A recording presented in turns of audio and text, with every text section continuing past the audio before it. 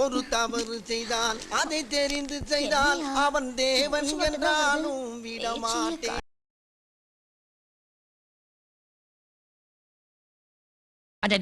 Note பண்ணுங்கப்பா, note பண்ணுங்கப்பா. பின்றாம்பா, பின்றாம்பா.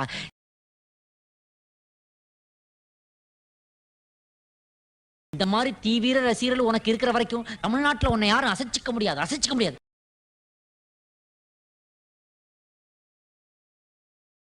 நல்லா தானே சொல்லிக்காரு, அப்புறம் இதை வரவேறுங்க.